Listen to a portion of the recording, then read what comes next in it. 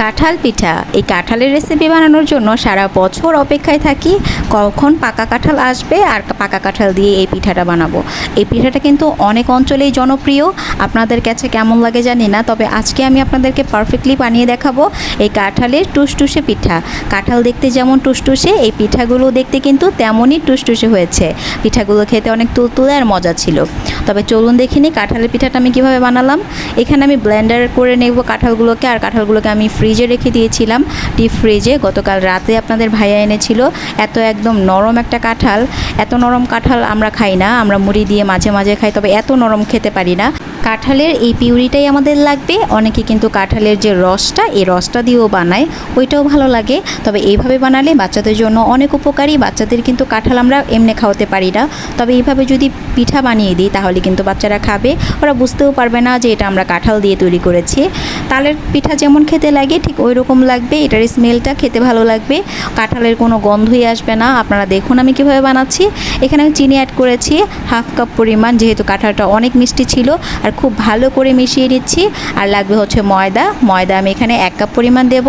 1 cup পরিমাণ কাঁঠালের পিউরির জন্য 1 কাপ পরিমাণ ময়দা দিয়েছি। আপনারা কিন্তু যদি কাঁঠালের পরিমাণটা বেশি দেন তাহলে ময়দার পরিমাণটা বেশি দিবেন, ঠিক এরকম হবে। আর আমি এখানে লবণ অ্যাড করেছি সামান্য একটু, কারণ মিষ্টিটা একটু বেড়ে যাবে লবণটা দেওয়ার ফলে।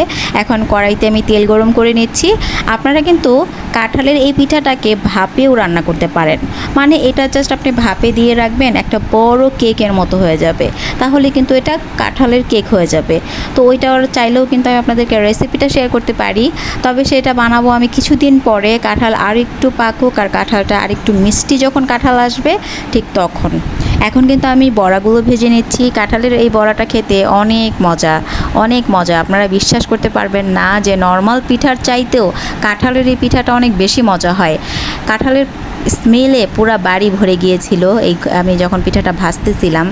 তবে এই পিঠাটা খেতে কেন যেন আমার কাছে তালের পিঠার মতোই লাগে। বিশ্বাস করতে পারবেন কি না জানি না, আপনারা নিজেরা বানিয়ে খাওয়ার পর আমাকে বলবেন যে আসলে পিঠাটা খেতে কাঁঠালের কোনো গন্ধ কি পাওয়া যায় কি না।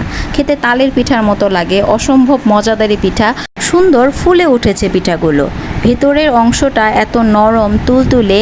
এই পিঠাটা বানিয়েছি আমি, বাসার সবাই কাড়াকাড়ি করে খেয়ে ফেলেছে। এত মজার ছিল পিঠাটা, দেখতেই তো লোভনীয় হয়েছে, খেতে তো মজা হবেই। এই পিঠাটা পাকা কাঁঠাল এখন কিন্তু সবার ঘরে আনা হবে, অবশ্যই বানাতে হবে কিন্তু। সবাই বানাবেন, পরিবারের সবাই নিয়ে খাবেন। আসলে নতুন কোনো রেসিপি ট্রাই করার মধ্যে একটা অন্যরকম আনন্দ আছে। আপনারা ট্রাই করে তারপর আমাকে জানাবেন পিঠাটা কেমন হয়েছে। লাইক কমেন্ট করে আমার পাশেই থাকবেন। তো আমি খেতে খেতে বিদায় নেব। আমার পিঠাটা আমি ভেঙে দেখাচ্ছি। ভেতরে দেখুন কত সুন্দর ফুলকো ফুলকো হয়েছে, ভেতরে একদম ফুলে গিয়েছে।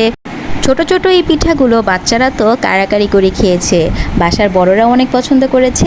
অনেকে বুঝতেই পারে নাই যে এটা কাঁঠাল দিয়ে আমি বানিয়েছি। এই পিঠাটা কিন্তু অনেক মজার, সবাই বাসায় ট্রাই করবেন। আর কেমন লেগেছে অবশ্যই লাইক কমেন্টের মাধ্যমে জানিয়ে দিবেন আপনার মূল্যবান মতামত। আজ এই পর্যন্ত, সবাই ভালো থাকবেন। আল্লাহ হাফিজ, আসসালামু আলাইকুম।